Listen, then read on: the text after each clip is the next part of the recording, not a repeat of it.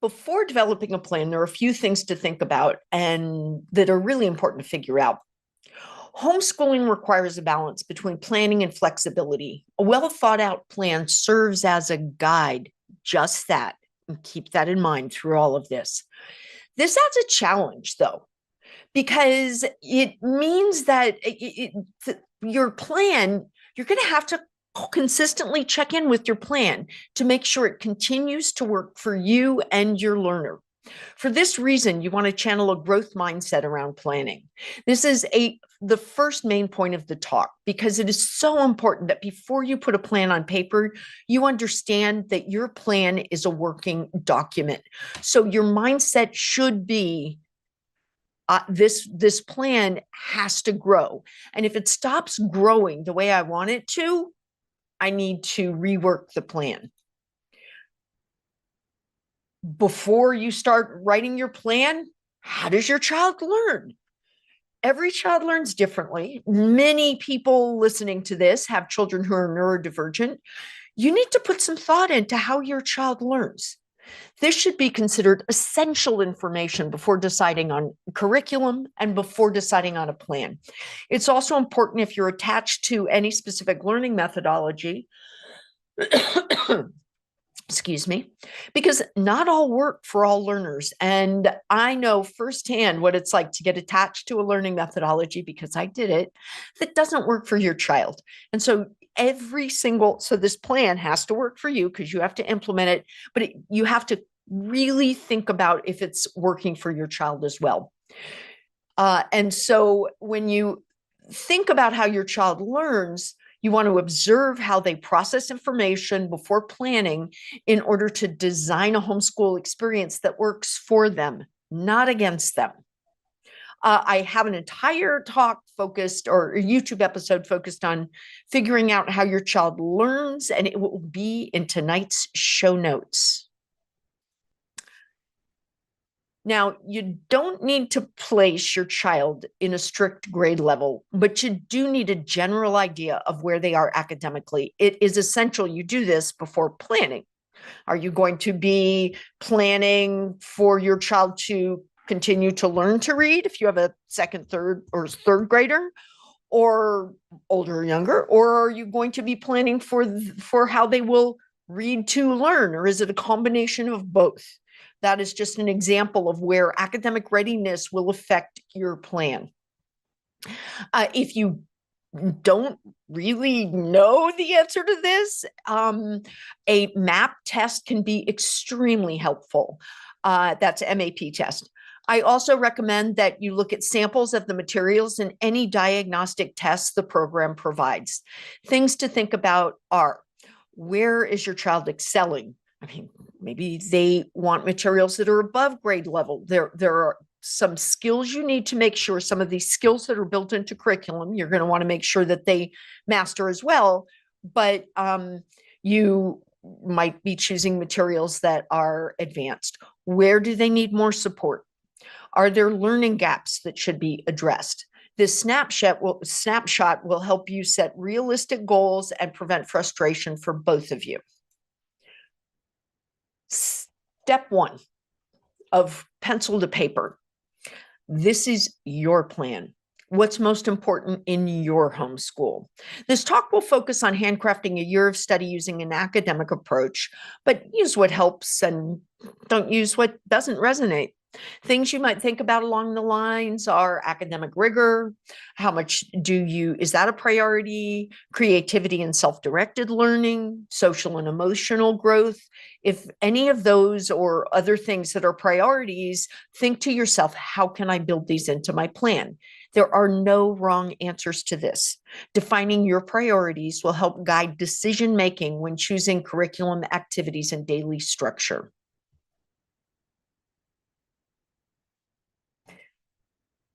A sustainable homeschool plan also provides structure without burnout and flexibility without chaos. You want to be mindful of how much information your child can process at any one time. The key is ensuring your plan serves both you and your child while being mindful of cognitive load. Things to think about. How does my child's cognitive load affect their learning?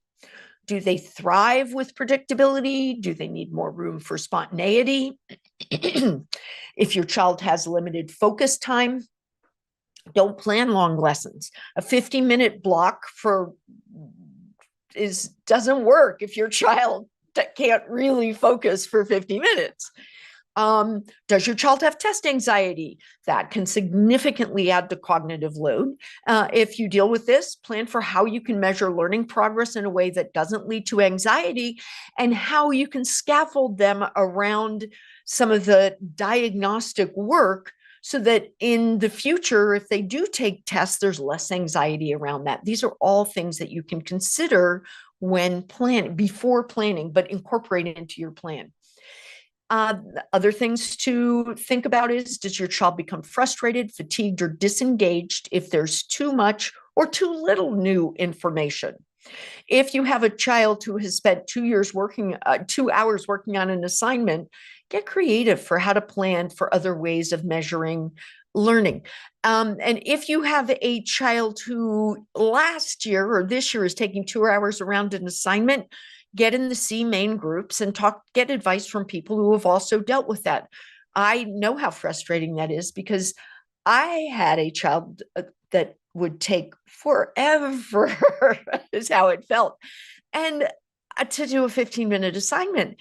And took me an entire summer before a light bulb went on, and I realized he was having so much anxiety around the assignment that his brain was shutting down. One of my grandchildren has test anxiety, and it really has a major impact on the measurements made around any sort of situation that leads to anxiety. All right, non-negotiables. That should have a hyphen. Every family has non-negotiables. They are the activities or subjects that must happen no matter what. Ensure that your homeschool plan aligns with what matters most to your family. For example, daily outdoor time, hands-on science projects, weekly library visits. When planning this year, build those elements into your schedule first, not as an afterthought. For example, if nature time is essential, don't squeeze it in if there's time. Structure your day around it. If real world learning through community engagement or service work is important, find regular opportunities to integrate those into your weekly rhythm. Non-negotiables should be a source of stability and can give you an important reason for why you're homeschooling. Even on tough days when academic work doesn't go as planned, these foundational activities can create continuity and reinforce your family's philosophy about learning. Now, there are 3 levels of homeschool planning. Planning isn't just about what's happening tomorrow or next week. It's about creating an intentional vision for your child's education. Homeschooling is a journey, and having a clear roadmap allows you to keep moving forward while remaining flexible. Even if you think you're only going to homeschool for a year or 2 years, it's still it's still really an important exercise to understand what you hope for your child's journey as a learner throughout their learning journey. To create a balanced and effective homeschool plan, it's helpful to think about planning in 3 layers: long-term vision, yearly structure, and daily and weekly flow. Each of these levels serves a different purpose, and together they form the foundation of a well-rounded educational plan. Your homeschool plan starts with the big picture. What are you ultimately working toward? Think of these as the foundational goals that guide your choices throughout your homeschool journey. For many of you, your long-term vision is really your why for why you're homeschooling. And as a part of that, think about what core knowledge and skills you believe every person should have, every adult should have. How can you scaffold learning? How can you plan for learning for your child so that they grow into an adult who has that knowledge and those skills? What values and life skills do you want to prioritize? Maybe you want to include some planning about that. Is college prep a goal? Entrepreneurial skills, creativity, hands-on learning, all of those are things that you can think about as part of your long-term vision.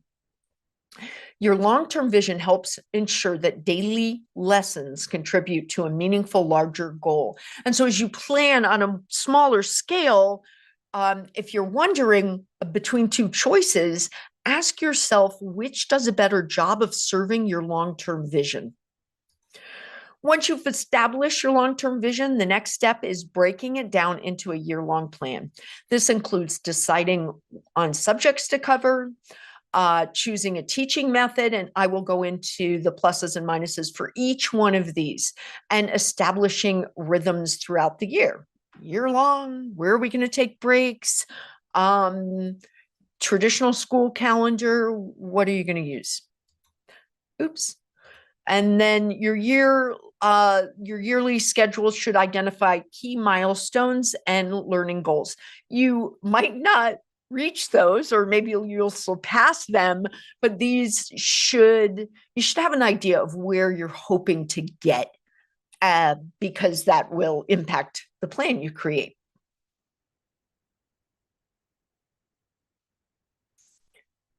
And the daily and weekly structure is where big picture planning becomes practical.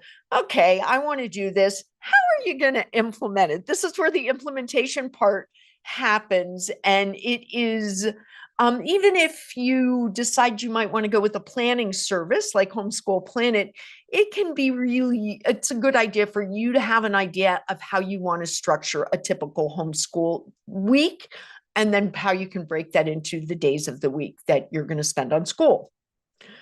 That you want to think about things like, will you have structured school hours, or is it going to be more topical? So we're learning this, and if it takes 20 minutes, great. But if it takes 45 minutes, we'll deal with it. Of course, you have to think in terms of cognitive load for that. You'll also want to be thoughtful about how to incorporate hands-on learning, independent work, group activities, what subjects are going to be taught, what days. And this is where you can see if you're overscheduling. It's also where you can see if you can make it all work. When my son was on the ski team, he often traveled for competitions. Our life was so crazy, and I was writing biology too when he was the most active with this. It was so insane. I used to tell my friends that I felt like I didn't even have time to breathe. But we were able to do it all. He was able to do sports, academics, family time, and socializing. We even squeezed in a little bit of travel, and because family travel, because I had it planned down to the scintilla. I was even planning for, seriously, if I wanted to take a day off, it was in the plan. Now, the goal is to find a flow that works for your child's learning style and your family's lifestyle.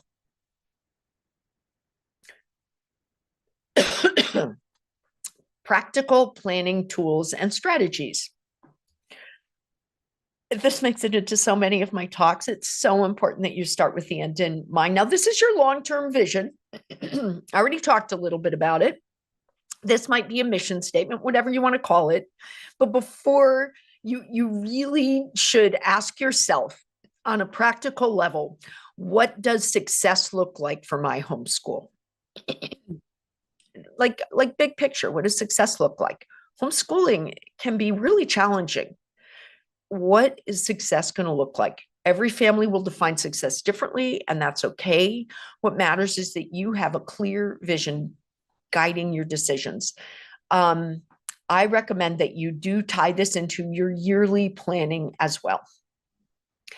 Ask yourself questions like, what skills and knowledge do I want my child to gain by the end of the year?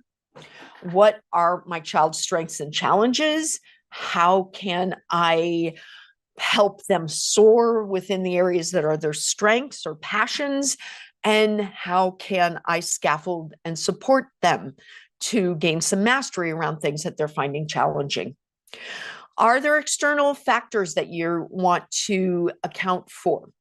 Will your child be taking outside classes, participating in co-ops? When my son was on the ski team, we went to a year-round school schedule. It's the only way to make it all work. Well, that was really an important thing to know.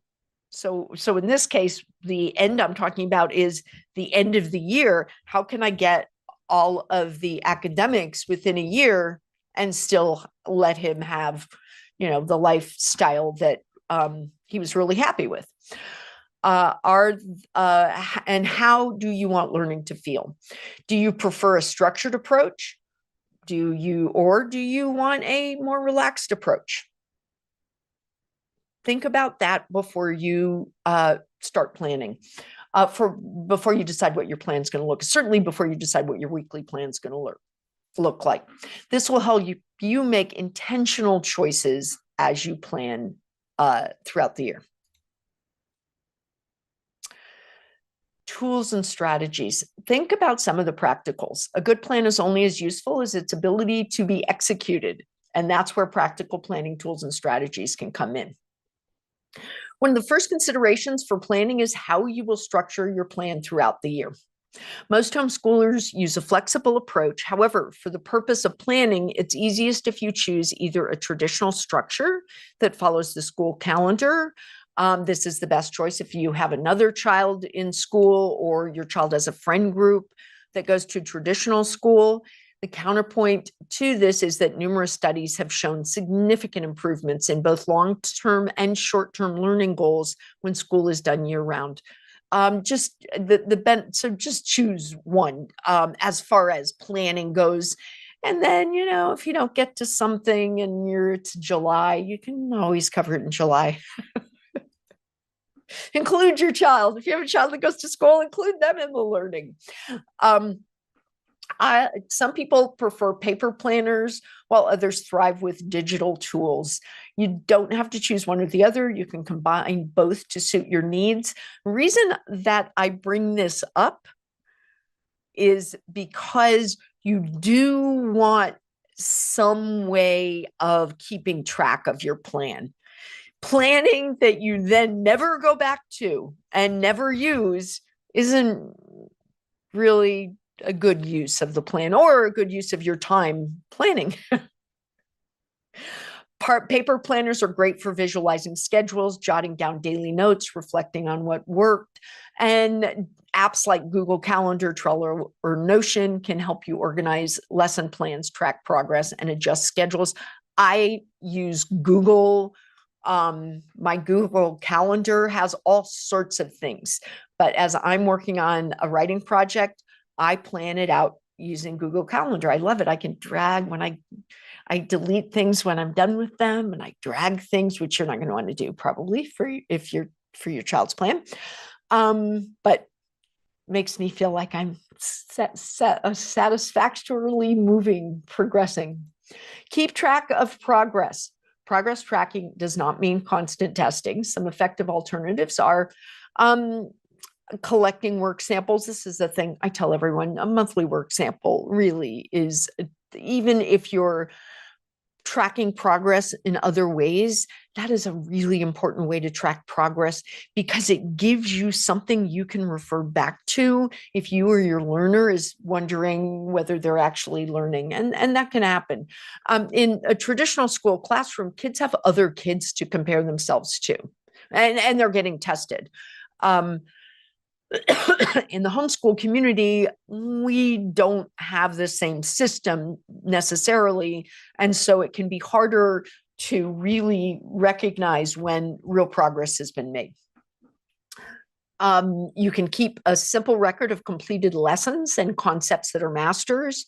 You can keep a journal about your child's learning. And in all of these ways, you can see growth happening over time, even on days when it feels like nothing was done. When you make your plan, and this is advice that if you are a person who is likely to become attached to the plan, have a plan B for unexpected days. It was a while. I'll be honest, I was probably in year 3 before I finally just could say, we're having a bad day. Like, let's do it. Oh, that came up. You know what? Let's do that instead. And now I would make time for those things, but then I would be nervous the whole time because I felt like we had things we had to get back to. It was kind of ridiculous. Learn from my mistake. Don't do it. Homeschooling doesn't always go as planned. Kids get sick, motivation dips, life throws unexpected challenges. You're both driving each other nuts, or the whole group is driving each other nuts someday. Have backup strategies so you can keep learning on track. Low energy learning days, keep a list of independent activities, documentaries, audiobooks, busy bins, especially for younger kids, but games are great for kids of all ages. Puzzles, hands-on kits for self-directed learning. And then, you might just have a flex day built in to catch up, or just, Fridays could be like our fun day, or Wednesdays, or whenever you want to have a fun day. Just be thoughtful about if you are somebody really becomes attached to plans, plan for that as well. This is an old slide of mine. What subject will you teach? I am showing you this. This is from a masterclass that I did for some people, where I used a liberal arts framework. You don't have to, but I'm going to use it because I needed an example here. What subjects will you teach? And so I would have a plan like these. I would plan for these. A liberal arts education, for the reasons that I chose a liberal arts education, it's a holistic way that benefits the learner and the world we live in. It is learning that empowers by engaging with a range of subjects, and it helps learners connect across subjects, which benefits their cognitive development of schema, making connections across different areas of the brain. Because of the breadth of learning, a liberal arts education opens doors and creates options, and choosing a liberal arts framework can also shows the value that you place on learning. Now, I'm sharing this because I recommend that you think about why you're choosing the subjects you're choosing, whether you choose a liberal arts education or not, and give some thought to why you're not choosing subjects. So that, why do you think, obviously language arts is important, not teaching science? Why? Do you think science is important to learn? When are you going to teach it? These are questions that you might want to ask yourself. Same with history, art and music. Do you feel it's important to provide some education around those? World languages. These are considerations that as you plan and as you develop a long-term vision for learning for your child, these are things that you should think about. What subjects should be included in your child's learning journey?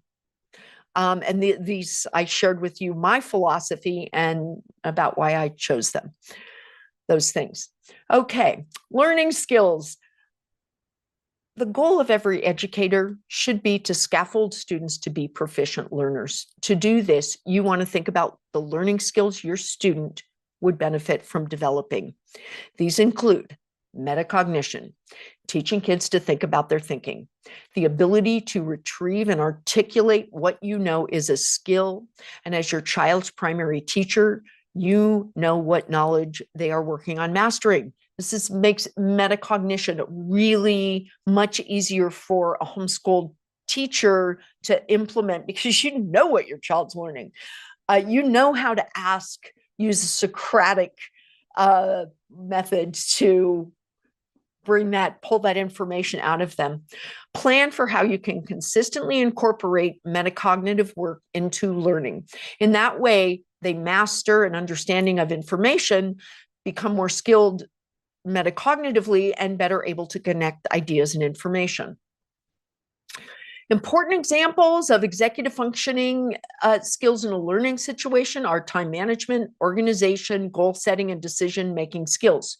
Choose one or two of these for your learner to work on before planning this year, but don't choose more than one or two.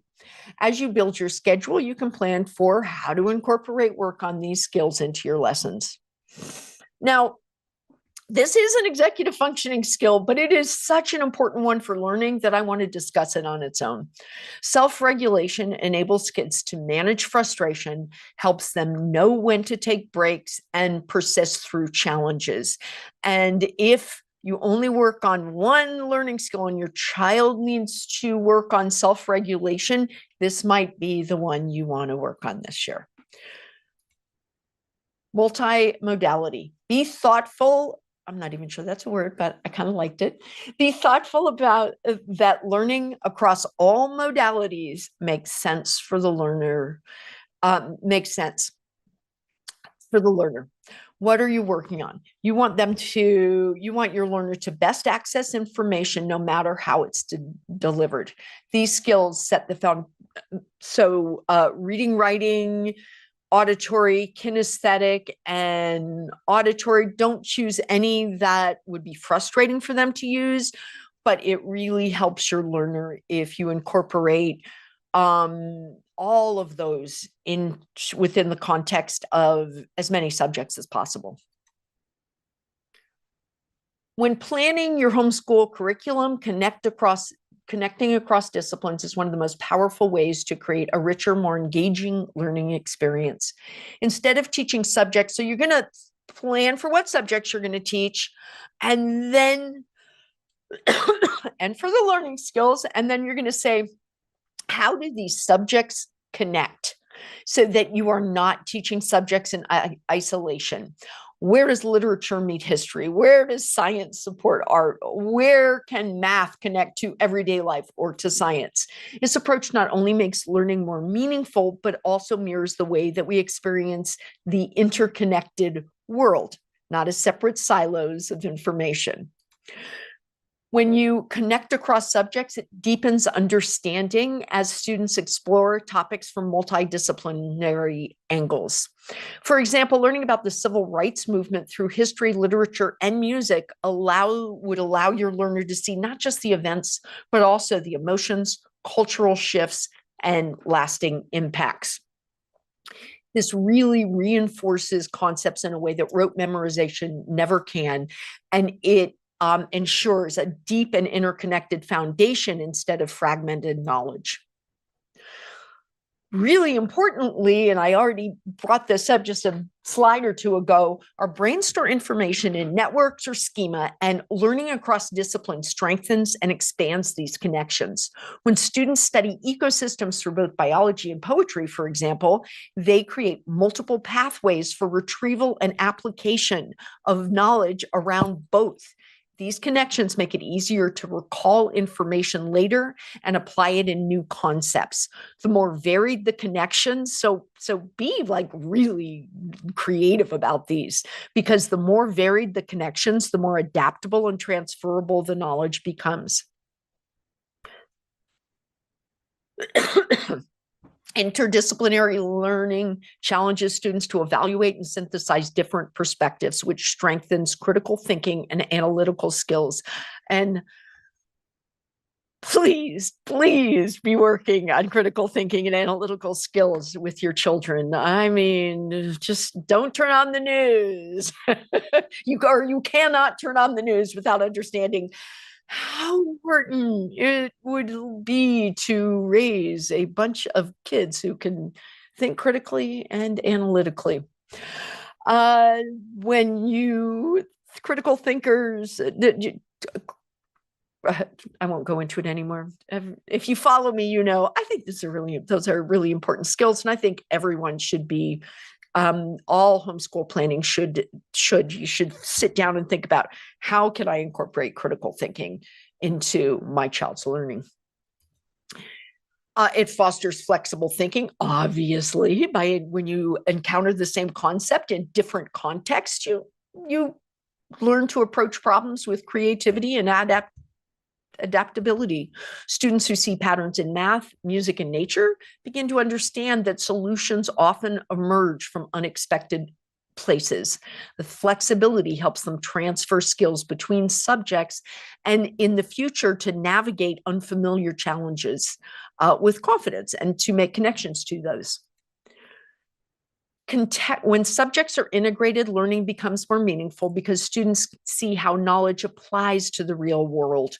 You don't think, why am I learning these skills?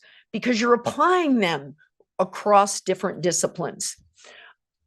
Understanding the science behind climate change becomes more relevant when paired with literature that explores environmental history or that examines past environmental policies. It also promotes big picture thinking. By making interdisciplinary connections, students learn to see the broader systems of play rather than isolated facts. This helps them understand overarching themes such as cause and effect, progress, and consequences. Now, I want to caution you, however, when you decide you're going to make connections across disciplines, you do need to be thoughtful about the impacts to cognitive load. When students see connections between subjects, their brains can categorize and retrieve information more efficiently, which is a good thing for cognitive load. Instead of learning isolated facts, they build a structured knowledge web, which reduces mental strain of memorization. However, they can't master all of those at once. So it's better for you to, if cognitive load is a concern, that you're concerned your child is going to get burnt out from all the connections, you probably want to work on connecting new information to information your child has mastery around. If connections between disciplines are not well scaffolded, students may struggle to synthesize information and they just become overwhelmed with the amount of information. Choosing curriculum and resources. I always thought this was so much fun, and I don't know about you, but I always overbought. I probably have material that in my closet somewhere that has never been used. Yes, I do have closets full of curriculum. Start by choosing core curriculum, the materials that will form the foundation of your homeschool plan. Look for curriculum that aligns with your educational goals and teaching philosophies, and do yourself a favor, and that incorporates the learning skills you want your child to be working on this year. Let the curriculum developer do the work for you. Don't forget about learning skills. I just covered that, didn't I? If critical thinking is an important skill, look for materials that help your child develop critical thinking and problem-solving skills. Ancillary materials. Oh, I loved supplemental resources, enrich learning, and help tailor education to your child's needs and interests. Have fun with this, but be thoughtful about overwhelm. Do not think your child can do it all, but they can't do it all in 1 year. Just remember that. I was pretty bad about overwhelm. So I do know that that's important. Okay. Outsourcing can help balance your homeschool workload, ensuring that your child receives expert instruction in specialized subjects and introduce them to different teaching styles. If you are stressed about teaching something and you can afford it, Outschool is on next. Talk to them.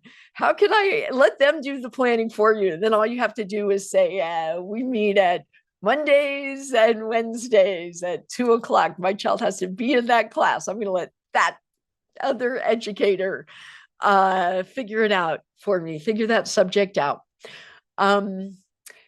So you're going to want to include the outsourced learning into your curriculum plan, and as both topically and in the correct time slots. Okay, this is what I spent last night doing. I thought, I should really cover the types of scheduling. So here they are. The first type of scheduling is a traditional daily scheduling. This is where subjects are taught every day in shorter time periods. Ooh, sorry, darn it. typo.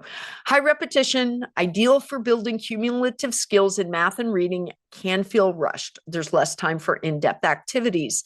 Now,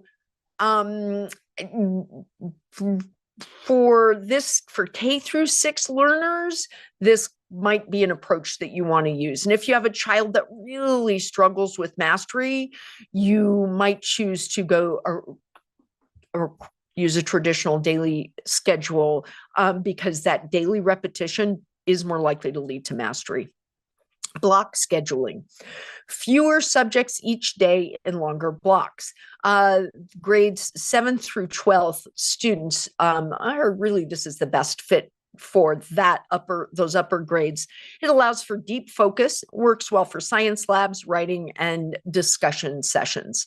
It can result in learning gaps, however, for subjects like math without daily practice. Or if you have a learner who struggles with writing, you might want to not use block scheduling for writing.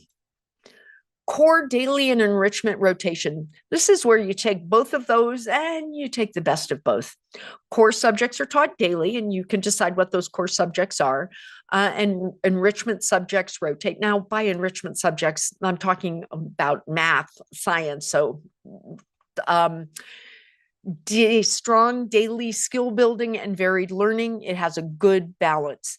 Now, it can lead to gaps between enrichment topics that do require some planning.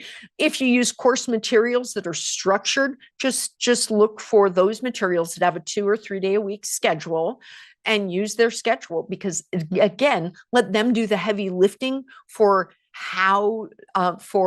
minimizing the likelihood of those gaps.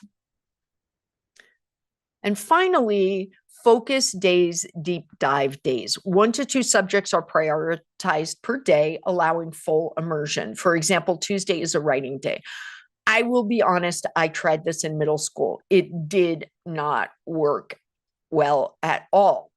I found it kind of easier, but it led to burnout around subjects. And if you have a child who doesn't really like a subject, you have a whole day where they hate what they're doing. Grades, if you're going to try this, but some people do love it. That was really a strong selling point. It's better for 4th through 12th grade students. It will reduce fragmentation, and it can work really well for creative and analytical work and for something like project-based learning, but it requires a significant amount of planning to maintain continuity and mastery in skill building subjects. It will work really well for project-based learning, however. So if that is something that you're looking at, you might want to take a harder look at folk having these day-long focuses. Important considerations when choosing a weekly schedule. Should math and language arts be done every day, K through 12? They are foundational. Daily practice leads to better retention and skill building. These are cumulative subjects where the skills build on each other, so consistency matters.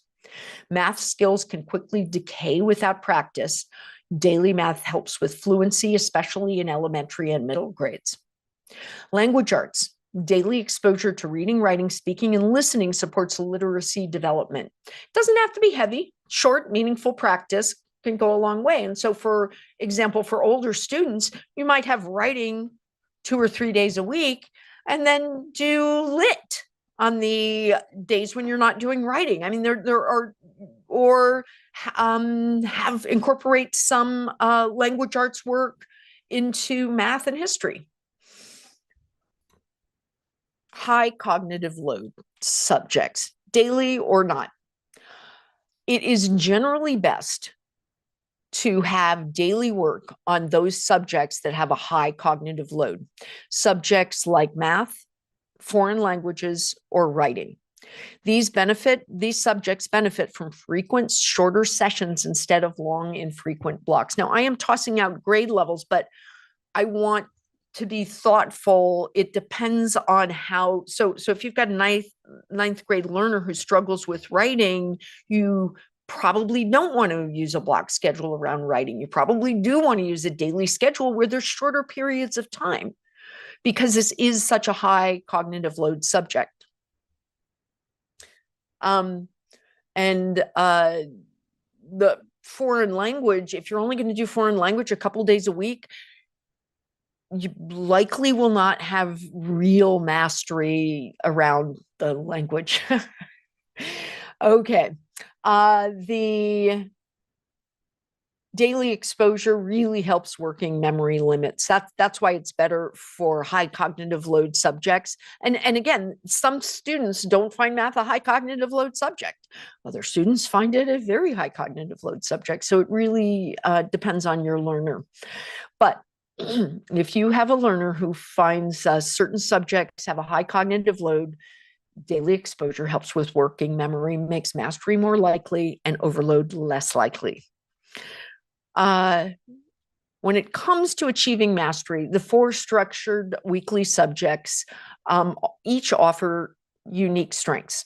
Traditional daily scheduling is highly effective for skills-based subjects like math and reading because it provides consistent practice, spaced repetition, and low cognitive load, all of which support retention and fluency. Block scheduling excels in supporting mastery of complex tasks, such as writing or lab-based science, by allowing for extended focus sessions. However, it requires deliberate planning to prevent gaps in retention. Core daily with enrichment rotation maintains consistency of a traditional approach while allowing variety and creativity through rotating subjects. This strikes a strong balance between rigor and engagement does help mastery. Focus or deep dive days are ideal for immersive project-based learning and creativity, particularly in upper elementary through high school, though they also, to make mastery happen around this, you're going to need intentional review to reinforce learning. Of these, the traditional daily and core enrichment schedules most consistently support mastery in cumulative subjects, while block and focus days models enhance depth and synthesis, which means a hybrid approach. If you're not sure which, a hybrid approach of core plus enrichment is probably the safest bet. Avoiding common pitfalls. Well, I was not an underplanner, so I'm starting with overplanning. It happens with the best of intentions. We want to provide a rich, fulfilling education, so we pack every day. Pack being the operative word there, with meaningful activities, ambitious projects, and a full curriculum. Too much structure, however, can backfire, leading to stress for both parents and children. Underplanning. On the other end of the spectrum, underplanning leads to chaos and inconsistency, really can impact mastery negatively, and can make it difficult to stay on track. Homeschooling isn't static. What works one month might not work the next, so you're consistently going to need to adjust your plan. And it can be really beneficial to involve your child in planning. Okay. If you want to hear more from me about any subject, we are on all of these starting to get on Bluetooth. And if you want a one-on-one session with me, we have something called Help with Your Homeschool that we are running through our YouTube channel. And I'd love to talk to you and give you some hand-holding and some advice. Everything I write is on sale. I've got some new things coming out. This will be out summer 2005, marine science, and my program on the writing revolution, writing program for first grade. And this is how you can contact me. Okay.